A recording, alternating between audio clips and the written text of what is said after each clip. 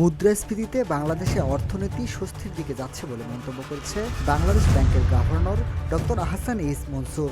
শুক্রবার বিকেলে চট্টগ্রামে বাংলাদেশ ব্যাংকের কার্যালয়ে এক মতবিনিময় সভায় তিনি এসব কথা বলেন।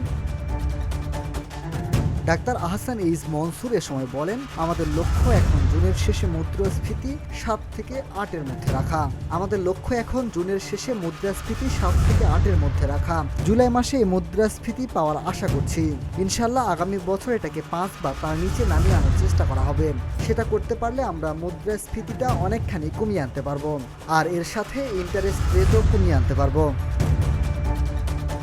কয়েকটি পরিবার ও গোষ্ঠী বিপুল অর্থ পাচার করছে। এসব অর্থ 6 মাসের মধ্যে জব্দ করে ফিরিয়ে আনার লক্ষ্যে কাজ চলছে বলে জানিয়েছে বাংলাদেশ ব্যাংকের গভর্নর জানায়, বিদেশে কোথায় কার কি পরিমাণ সম্পদ আছে তা পর্যালোচনা করা হচ্ছে। আগামী 6 মাসের মধ্যে কয়েকটি দেশে সম্পদ জব্দ করার লক্ষ্য সরকারের। তবে এসব সম্পদ ফিরিয়ে আনতে 1 বছরের বেশি সময় লাগবে জানিয়ে গভর্নর বলেন, বিদেশি সংস্থার সঙ্গে কাজ চলছে। দেশের রেমিটেন্স 26 থেকে 27% বেড়েছে জানিয়ে ডক্টর আহসান এইচ মনসুর আরও বলেন, বিদেশি মুদ্রার রিজার্ভ এখন স্থিতিশীল পর্যায়ে আছে। রপ্তানি বাড়ার কারণে আর্থিক খাতে স্বস্তির মধ্যে রয়েছে বলেও জানান গভর্নর।